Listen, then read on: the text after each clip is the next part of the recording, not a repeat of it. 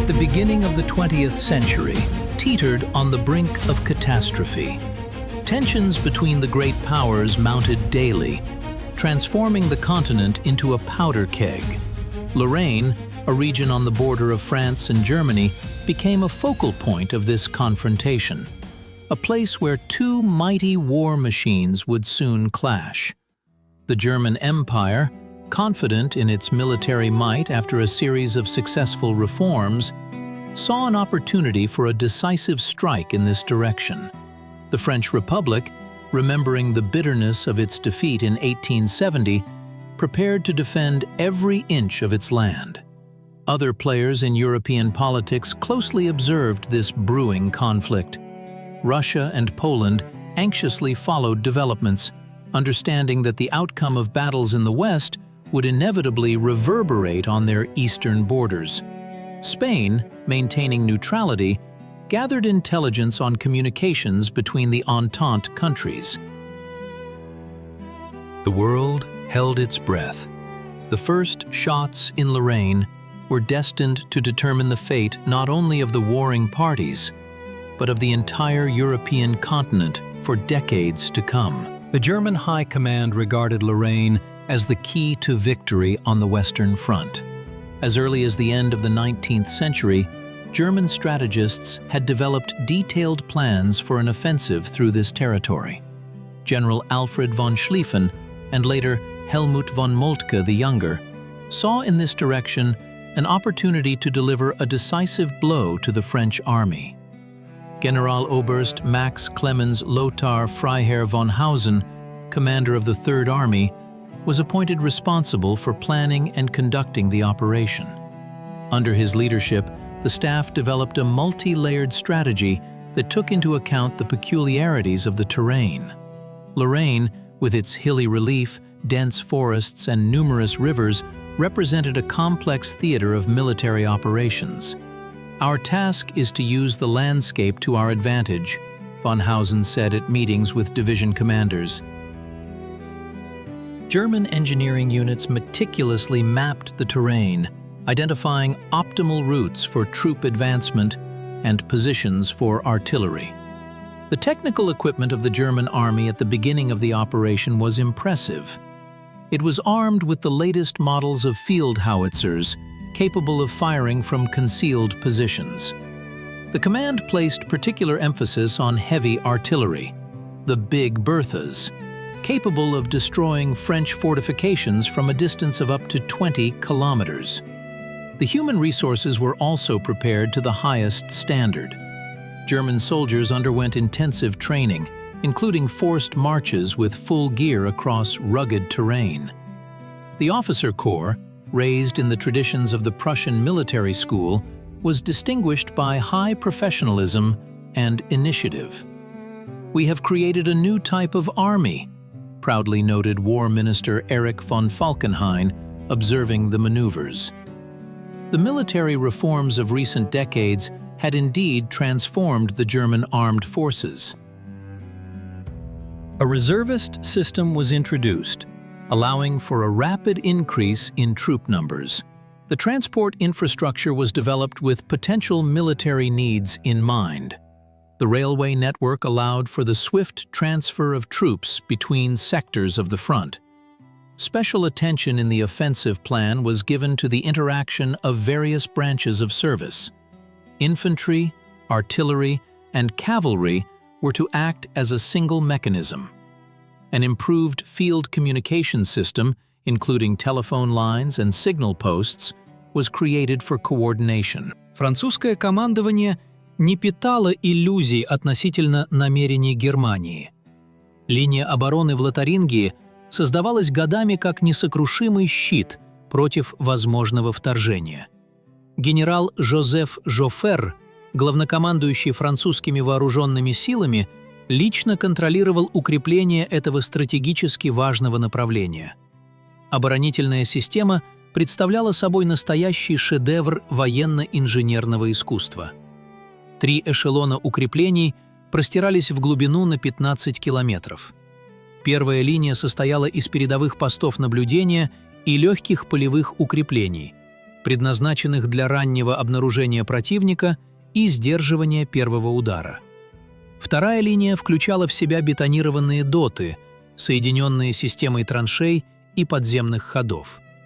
Третья линия представляла собой мощные форты, способные выдержать длительную осаду и артиллерийский обстрел. Каждый метр этой земли должен стоить врагу литров крови. Такой приказ отдал полковник Анри Петен своим офицерам. Французские инженеры умело использовали особенности ландшафта. На возвышенностях располагались артиллерийские позиции с великолепным обзором. Долины были превращены в минные поля, а реки – в дополнительные препятствия для наступающих. Распределение войск по фронту также было продумано до мельчайших деталей.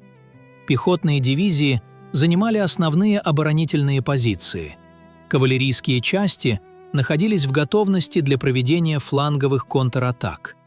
В резерве стояли элитные подразделения зуавов и иностранного легиона, готовые укрепить любой участок, где возникнет угроза прорыва. Особое внимание уделялось системе коммуникаций.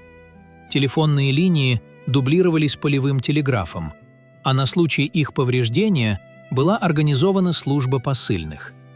Каждый командир батальона имел при себе голубей, способных доставить сообщение в штаб даже в условиях сильного артиллерийского огня. Моральный дух французской армии находился на подъеме.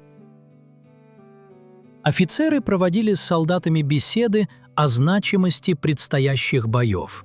Мы защищаем не просто территорию, мы защищаем Францию, нашу культуру, наши семьи. Эти слова звучали в каждом подразделении. Полковые священники служили молебны, благословляя защитников Отечества. Гражданское население прифронтовых территорий проявляло удивительную стойкость. Женщины и старики отказывались покидать свои дома, готовые поддерживать армию всеми силами. Они собирали продовольствие, шили форму, готовили бинты для госпиталей. В деревнях формировались отряды самообороны, готовые в случае прорыва вести партизанскую войну. On August 4th, precisely at 4 in the morning, the roar of German cannons shattered the tranquility of the Lorraine dawn. An artillery barrage of unprecedented power had begun. Hundreds of barrels of various calibers unleashed tons of metal upon the first line of French defense.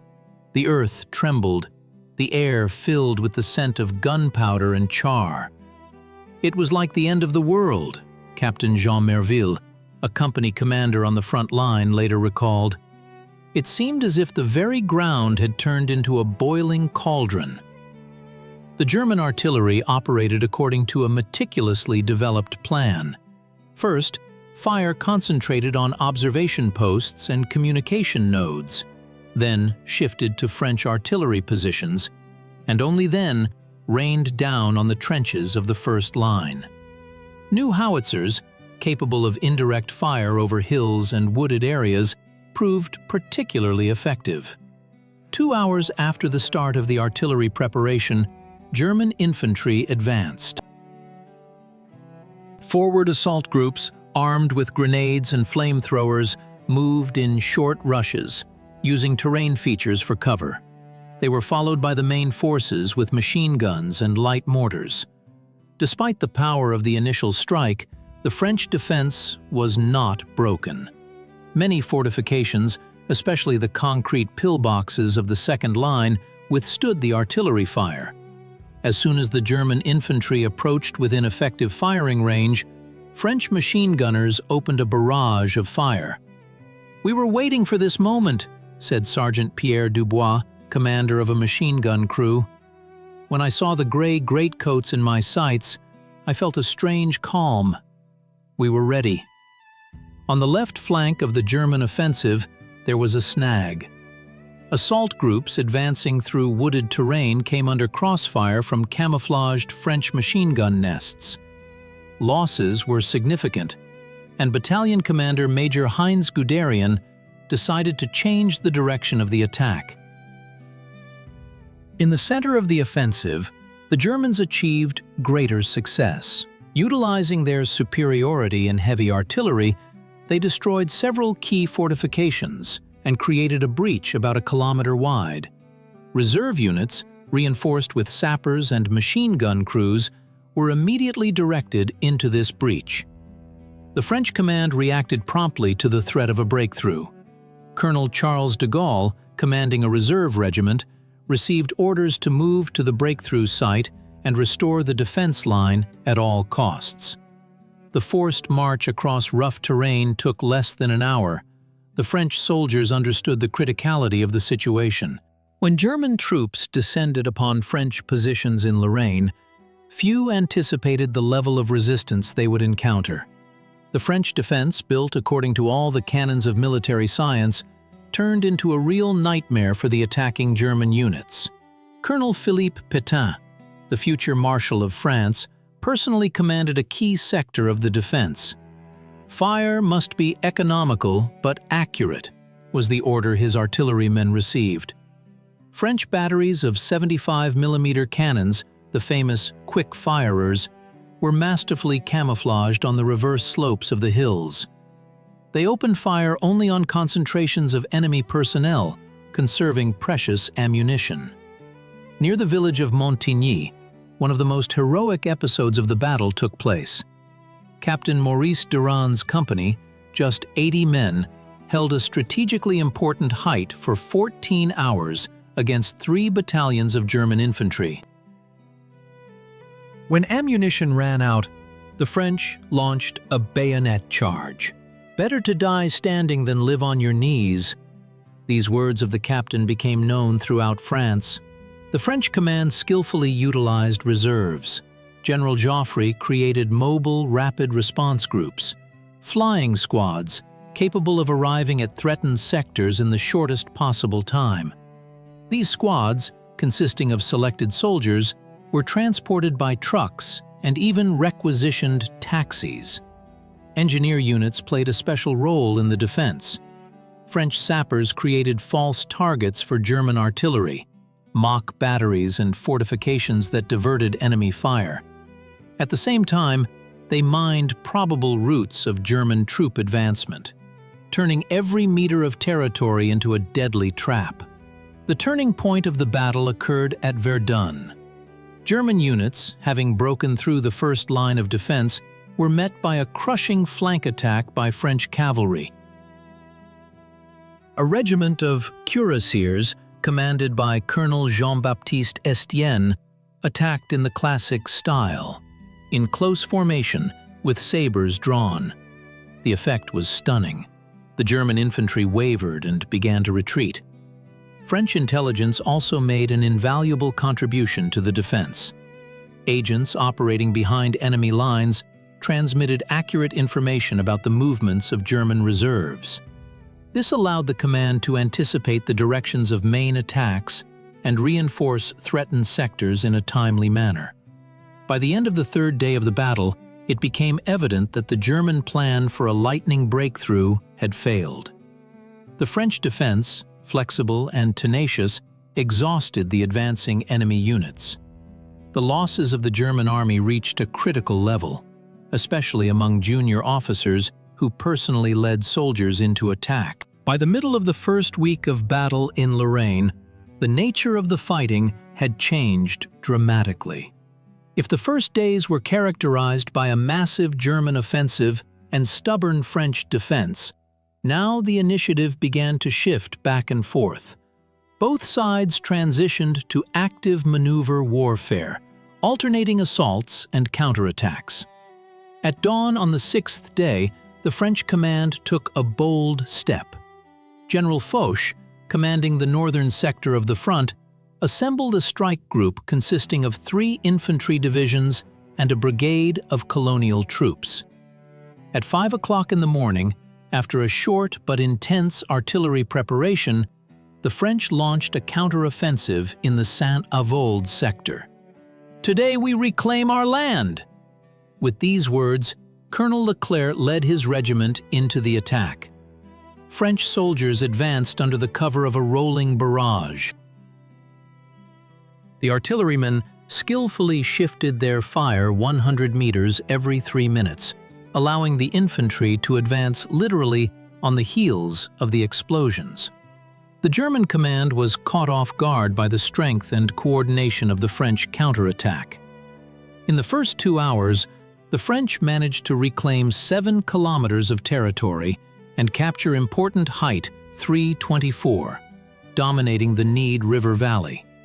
"We underestimated their resolve," General von Bülow admitted in his report to the General Staff. The Germans had to hastily transfer reserves from other sectors of the front. The Bavarian Guard Division completed a 30-kilometer forced march in one night to reinforce the faltering front. A true meeting engagement unfolded in the Saarbrücken area. German units attempting to advance along the railway line encountered French armored vehicles.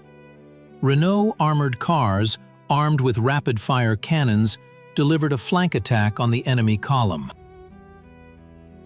A fierce battle ensued, in which both sides suffered heavy losses.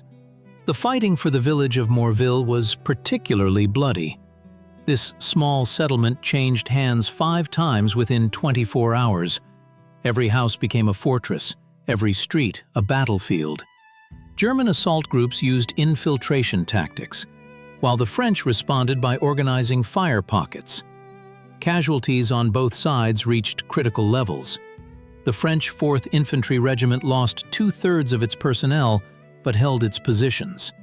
The German 23rd Grenadier Regiment was practically annihilated. Out of 800 men, fewer than 200 remained in action. "The price of every meter of land is measured in dozens of lives," wrote Lieutenant Erich Maria Remarque, a platoon commander in German reserve units, in his diary. Military hospitals on both sides were overflowing with wounded. Medics worked around the clock, performing up to 100 operations a day. When cannons thundered and bullets whistled over the fields of Lorraine, the French press reacted instantly, transforming every act of resistance into an epic saga of national heroism. Le Figaro, Le Petit Parisien, and other publications daily published reports from the front, where ordinary soldiers became national heroes. The image of Captain Durand, holding a height with a handful of fighters, was immortalized in dozens of articles and poems. His last words, "Better to die standing than to live on your knees," were printed on posters and postcards distributed throughout the country. War correspondents, risking their lives, obtained material directly from the front lines. Albert Londres, the famous journalist for Le Matin, spent a whole week in the trenches near Verdun. His essays, written by the light of a flashlight in a dugout, conveyed not only the chronicle of battles, but also the spirit of French resistance. "I saw simple peasants from Brittany and workers from Paris who stood to the death, defending every inch of their native land," he wrote. The French propaganda machine worked with unprecedented efficiency. The Ministry of Information created a special department dedicated to the heroization of homeland defenders. Artists drew posters depicting valiant French soldiers stopping the gray mass of German troops. Poets composed patriotic verses, composers, marches, and songs. Cinematography played a special role in shaping the national narrative. Operators filmed documentary footage of hostilities, which was then shown in cinemas across the country. The film, The Defenders of Morville, based on real events, gathered full houses. Spectators applauded standing as French soldiers repelled another attack on screen. The government encouraged the creation of symbols of resistance. Each regiment that distinguished itself in battles received special insignia. Banners were adorned with order ribbons, and these units marched first in parades. The names of fallen heroes were carved on memorial plaques in their hometowns and villages. The image of the Frenchwoman also became an important element of the national narrative. Nurses working in frontline hospitals, postmen delivering letters to the front, peasant women replacing men in the fields, all embodied the resilience of the French spirit. The magazine La Femme de France regularly published stories of female heroism. The consolidation of French society in the face of external threat was striking. Political contradictions, religious differences, class conflicts, all faded into the background. Socialists and conservatives, Catholics and atheists united in a single patriotic impulse. In Parliament, a sacred union was formed, a coalition of all political forces to support the war effort. Germany's military reforms, preceding the offensive in Lorraine, were the culmination of decades of painstaking work by Prussian strategists. After the Franco-Prussian War of 1870, the German command did not rest on its laurels, but meticulously analyzed its weaknesses. General Field Marshal Alfred von Schlieffen personally oversaw the modernization of the army, introducing innovations into all aspects of military affairs. The reforms affected not only technical equipment, but also the very philosophy of warfare. He wrote in his memoirs, "The core of the new doctrine became the concept of lightning war, where speed and coordination of actions outweigh the enemy's numerical superiority." The Lorraine operation became the first full-scale test of this theory in combat conditions. Artillery reforms proved to be the most successful. New 105mm quick-firing howitzers demonstrated impressive accuracy at distances of up to 10 kilometers. The fire adjustment system using advanced observers allowed for quick redirection of strikes to the most important targets. However, weaknesses also emerged. The mobility of heavy guns left much to be desired, especially on Lorraine's rain-soaked roads. Infantry tactics developed in peacetime required serious adjustment. The theory of dense attacking formations, designed to create psychological pressure on the enemy, resulted in catastrophic losses under French machine gun fire. Major Wilhelm Ropp, a battalion commander who lost 2/3 of his personnel during the assault on Hill 324, bitterly remarked, "The officer corps training system, considered exemplary in Europe, also passed the test of battle. Junior officers showed initiative and tactical flexibility, adapting to changing circumstances. However, the staff culture proved too rigid. The General Staff found it difficult to abandon preliminary plans even when the situation clearly changed. The German High Command carefully analyzed the initial results of the battle. General Erich von Falkenhayn created a special commission that collected reports directly from the front lines. He emphasized at meetings, within a week of the fighting's start, the first adjustments were made to the tactics of assault groups. They now operated more dispersed, actively using smoke screens and hand grenades. While Europe shuddered from the roar of artillery in Lorraine, the Polish leadership followed the developments with intense attention. For the young state, which had gained independence only a few years prior, any change in the balance of power between the great powers represented a potential threat or opportunity. Marshal Józef Pilsudski, the de facto leader of the country, received daily detailed reports from Polish military intelligence on the progress of hostilities on the Western Front.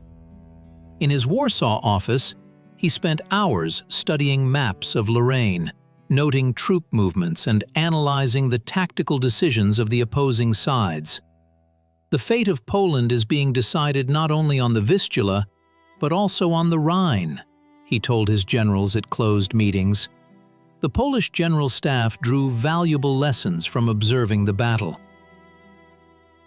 General Tadeusz Rozwadowski, the Chief of Staff, ordered the creation of a special analytical group to study the effectiveness of the French defensive system. Particular interest was aroused by the organization of echeloned defense, and the use of natural barriers to strengthen defensive positions. Our territory has similar landscape features to Lorraine, Rozwadowski noted in a memorandum to the government. We must take into account French experience when building our fortifications. Poland's diplomatic activity significantly increased with the start of hostilities. Ambassador in Paris, Maurice Zamoyski, met daily with representatives of the French Ministry of Foreign Affairs, expressing solidarity and offering all possible assistance. At the same time, Polish diplomats in Berlin maintained a neutral tone, avoiding any statements that could be interpreted as supporting one side. This dual position reflected Poland's complex geopolitical situation, squeezed between two powerful neighbors. The greatest concern for the Polish leadership was the situation at the junction of the fronts. If Germany managed to achieve decisive success in the west, the liberated forces could be transferred to the eastern direction. We must be prepared for any development, warned Minister of Defense Kazimierz Soskowski at a government meeting. At his initiative, the program for modernizing the Polish army, especially artillery and engineering troops, was accelerated. Polish intelligence showed exceptional activity, collecting information about new types of weapons used in Lorraine. Of particular interest were German heavy howitzers and French armored vehicles. Agents, disguised as neutral observers, visited frontline hospitals, conversing with the wounded and gathering information about the tactics of the opposing sides. Polish society closely followed the heroic resistance of the French army. Newspapers published detailed reports on the battles, emphasizing the importance of national unity in the face of an external threat. The lesson of France is a lesson for all nations seeking to preserve their independence, wrote the influential Warsaw newspaper Kurier Porany. Polish military academies promptly made adjustments to their curricula, including an analysis of the Lorraine operation in the course on tactics and strategy.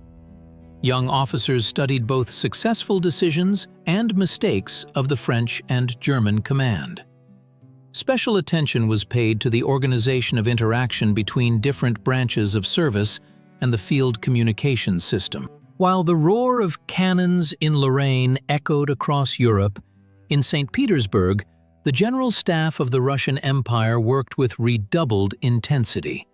Maps of the Western Front, riddled with annotations and arrows, occupied a central place in General Mikhail Alexeyev's office. Every report from the theater of war was meticulously analyzed by a group of officers specializing in European strategy. Colonel Dukhonin remarked, leaning over the latest reports, "The Russian military leadership closely followed developments in the West, not only for Allied considerations. Every shot in Lorraine had a direct bearing on the security of Russian borders. If Germany managed to quickly defeat France, the full might of the Kaiser's army could fall upon the empire's eastern frontiers." Grand Duke Nicholas Nikolaevich, Supreme Commander-in-Chief of the Russian Army, daily received encrypted telegrams from military attachés in Paris and Berlin. "It is necessary to accurately assess how many German divisions are engaged in Lorraine and what their losses are," he demanded in his directives. Russian intelligence worked with exceptional intensity. The agent network, established by Colonel Nikolai Batushin in the pre-war years, allowed for practically first-hand information. Particularly valuable was intelligence on new models of German artillery used on the Western Front. "Their 105mm howitzers pose a serious threat to our fortifications," reported Lieutenant General Yuri Danilov, Quartermaster General of the Stavka. "It is necessary to accelerate the modernization of our fortresses on the western border." Special attention was paid by the Russian command to the situation at the junction of the fronts. The Polish corridor, which divided German territories, represented a potential point of tension. Strategic calculations showed that in the event of success in Lorraine, the Germans could transfer significant forces precisely to this sector. Foreign Minister Sergei Sazonov held intensive consultations with French and British diplomats. "We must coordinate our actions so as not to allow Germany to concentrate forces in only one direction," he wrote in a memorandum to Emperor Nicholas II. In Russian military academies, curricula were urgently revised to take into account the experience of the Lorraine battles. Particular interest was aroused by the French system of echeloned defense and German methods of artillery preparation. Young officers studied detailed schemes of fortifications and tactical techniques employed by both sides. While the cannons roared in Lorraine, neutral Spain waged its quiet, yet no less important, war. A war of information. Madrid, maintaining official neutrality, became one of the centers of European intelligence. Spanish diplomats, military attachés, and special agents meticulously studied the communication systems of the Entente powers, striving to gain strategic advantages from others' military experience. Colonel Miguel Primo de Rivera, who headed military intelligence, created a special department for analyzing radio communications and telegraphic exchanges between France, Great Britain, and Russia. In a modest building on Alcalá Street in Madrid, dozens of cryptographers worked around the clock on intercepted messages. "He who possesses information possesses the situation," the colonel liked to repeat to his subordinates. Of particular interest to the Spanish was the French field communications system, which demonstrated impressive resilience under German fire. Captain Juan Vigon, a military engineer and communications specialist, compiled a detailed report on the French practice of duplicating communication channels. Their triple redundancy system, telephone, telegraph, and messengers, ensures continuity of command even under massive artillery strikes, he noted in his report to the General Staff. Spanish diplomats in Paris, London, and St. Petersburg actively gathered information through their contacts in government circles. The ambassador in Paris, Marquis de Villa Urrutia, cultivated friendly relations with high-ranking French officials, obtaining first-hand information about government sentiments and planned diplomatic initiatives. This data allowed Madrid to accurately assess the real state of affairs behind the facade of official communiques. King Alfonso XIII personally oversaw Spain's efforts to position the country as a potential mediator in diplomatic contacts. "We must maintain equidistance from all warring parties in order to offer a platform for negotiations at the right moment," he instructed Foreign Minister Count Romanones. Spanish ports in the Mediterranean became important points for the transmission of diplomatic correspondence between countries at war. Spanish intelligence operations were not limited to passive information gathering. A special radio interception laboratory, equipped with the latest technology, was established in Barcelona. Engineer Julio Cervera Baviera, a pioneer of Spanish radio engineering, developed improved receivers capable of picking up weak signals from field radio stations at distances of up to 300 kilometers. The collected data on the communication systems of the warring powers directly influenced the formation of Spain's own military doctrine. General José Marina Vega, the Minister of War, initiated a large-scale program to modernize the Spanish military communication system. "We must learn from others' mistakes and achievements," he emphasized, speaking before officers of the General Staff. The lessons learned from the analysis of combat operations in Lorraine formed the basis of the new Spanish military doctrine, which emphasized flexibility of command and reliability of communications in modern warfare. The Battle of Lorraine became a true proving ground for the technological rivalry of the warring powers. Each side sought to surpass the enemy not only in the bravery of its soldiers, but also in the effectiveness of its weaponry. French artillery, represented by the famous 75mm guns, demonstrated astonishing rapid-fire capability, up to 20 rounds per minute. The Germans countered them with powerful howitzers, capable of destroying fortifications from long distances. The competition of artillery systems led to the emergence of new tactics. The French developed the creeping barrage method, a sequential transfer of fire deep into the enemy's defense, creating a corridor for advancing infantry. The Germans improved the fire correction system using balloons and forward observers. An innovative solution was the French use of Renault armored cars to support the infantry. These vehicles, armed with rapid-fire cannons and machine guns, struck terror into the German infantry. When these steel monsters appear on the battlefield, even the bravest soldiers seek cover, wrote Lieutenant Wilhelm Keitel in his diary. The German command urgently sought countermeasures to this threat, developing special anti-tank rifles and tactics for using field artillery to combat armored vehicles. The infantry of both sides also underwent significant transformation. Traditional dense formations gave way to dispersed battle formations. German stormtroopers, armed with grenades and flamethrowers, learned to infiltrate enemy defenses. In response, the French created a system of fire sacks, areas where attacking enemies would fall under crossfire from machine guns. A true revolution was the use of field communications. The French army deployed an extensive network of field telephones, allowing for real-time coordination of various units. The Germans actively used radio stations, although their reliability left much to be desired. Both sides concluded that duplicating communication channels was necessary. When telephone lines were cut by artillery fire, signal flares, messengers, and even carrier pigeons were used. Aerial reconnaissance became another field of technological rivalry. French Nieuport airplanes and German Taube planes made daily sorties over enemy positions, photographing fortifications and troop movements.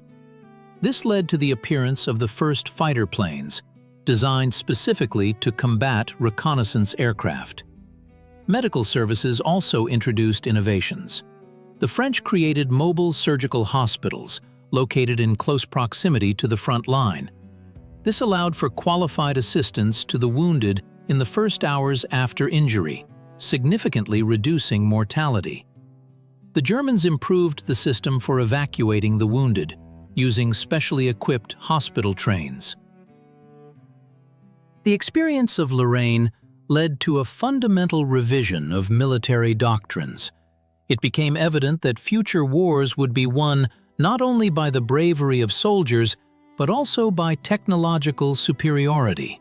Military academies of all European powers carefully studied the lessons of this battle, making adjustments to officer training programs. Behind the bloody battles in Lorraine lay another front, invisible, yet no less important. While soldiers stormed fortifications and repelled attacks, thousands of people ensured the uninterrupted operation of the complex supply mechanism for the warring armies. Without ammunition, shells, provisions, and medicines, even the bravest army is doomed to defeat. The French logistics system relied on an extensive railway network. In the pre-war years, numerous branches were laid, connecting rear depots with the frontline zone. Every day, hundreds of trains delivered everything necessary for combat operations to the front. Engineer Henri Leblanc, responsible for the operation of the transport hub in Nancy, recalled, "We worked around the clock. The train schedule was planned down to the minute. The slightest disruption could lead to catastrophic consequences at the front."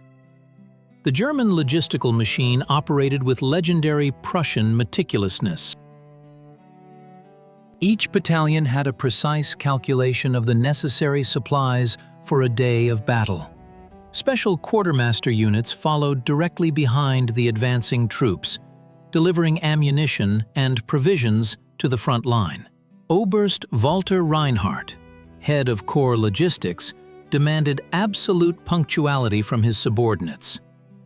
A supply convoy being even an hour late can cost the lives of hundreds of soldiers. Supplying artillery presented a particular challenge. Heavy guns consumed an enormous quantity of shells. For one day of intensive artillery preparation, a German battery required up to 2,000 shells. Their delivery and storage became a complex logistical task. The French created a system of underground depots, protected from German aerial reconnaissance and artillery strikes. The Germans relied on mobile depots that moved with the advancing units. Water became no less valuable a resource than ammunition. On hot summer days, an infantry regiment required up to 5,000 liters of drinking water. French engineers restored old wells and drilled new ones in close proximity to the front line. The Germans widely used field water purification systems, allowing them to use even contaminated sources. Medical support represented a separate, highly complex system. The French army implemented a three-tier system for evacuating the wounded. Advanced medical posts were located directly behind the front line, where first aid was administered. Then, the wounded were transported to second-line field hospitals for surgical operations. The seriously wounded were evacuated to rear hospitals by special ambulance trains. Dr. Marie Curie personally led the program to equip mobile X-ray units. These little Curies, as soldiers called them, saved thousands of lives by allowing surgeons to precisely locate shrapnel and bullets.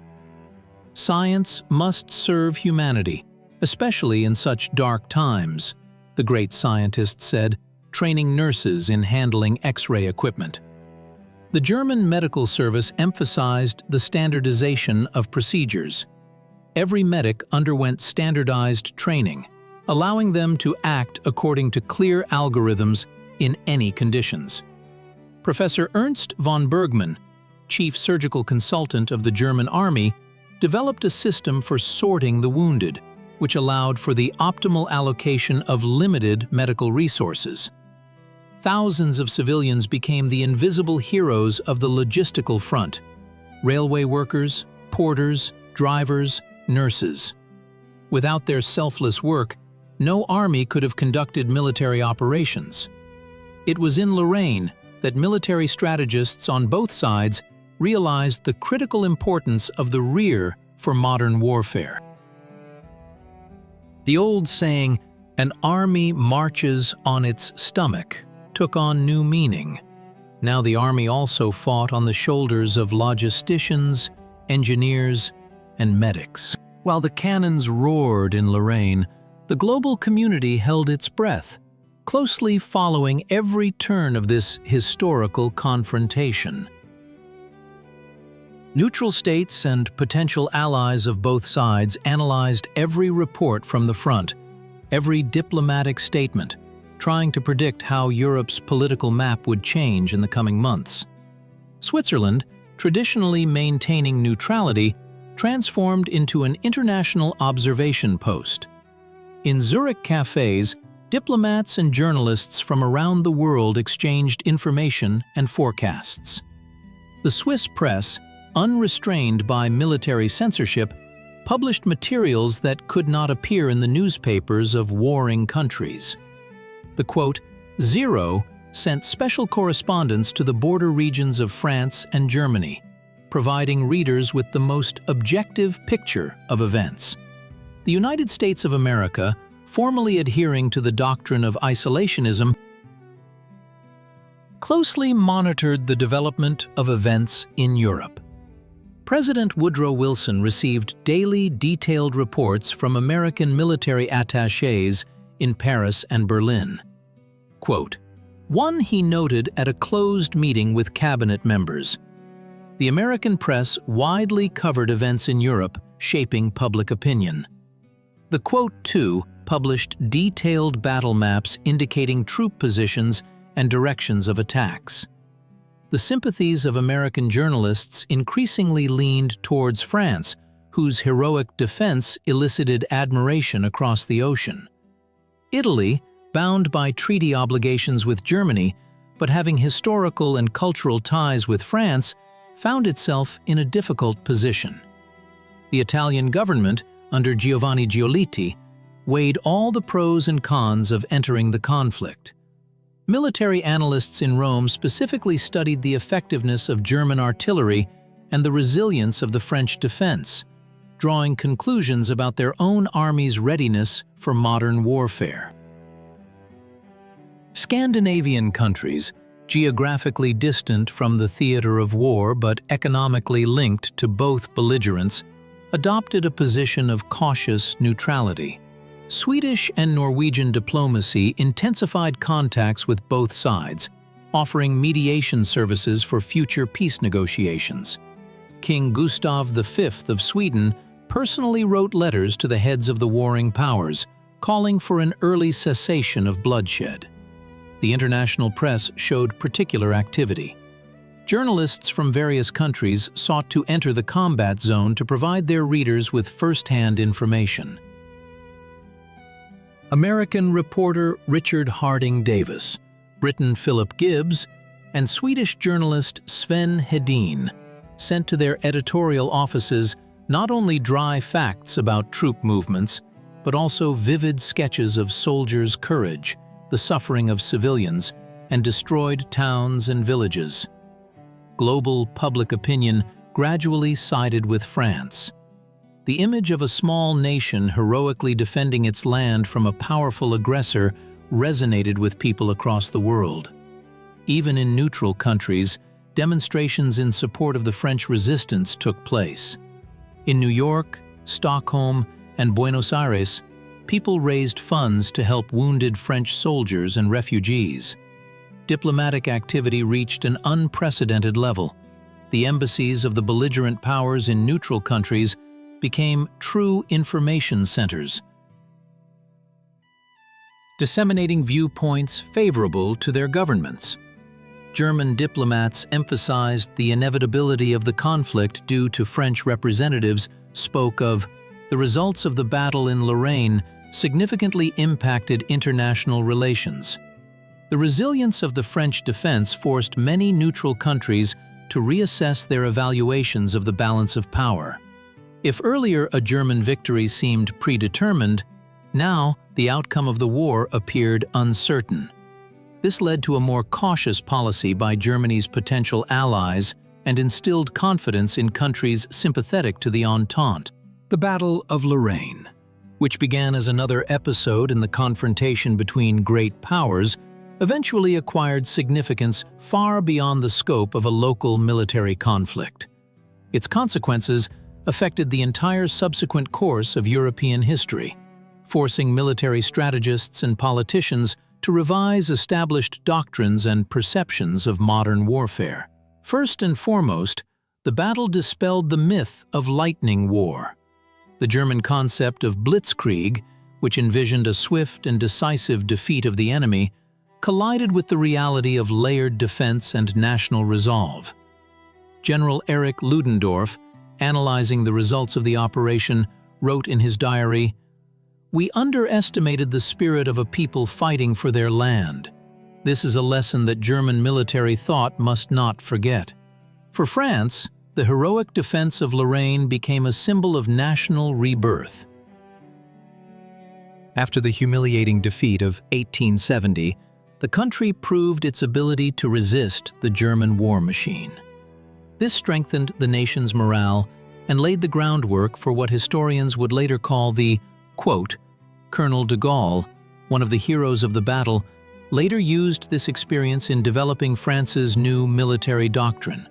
Military science drew many valuable lessons from the events in Lorraine. It became evident that the era of frontal attacks in dense formations had irrevocably passed. They were replaced by dispersed combat formations, infiltration, and the interaction of various branches of service. Artillery finally asserted itself as the god of war, and field communications became the nervous system of a modern army. The technological aspect of the battle had a huge impact on the further development of armaments.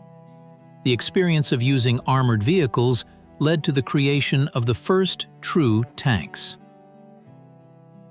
Aerial reconnaissance evolved into full-fledged military aviation.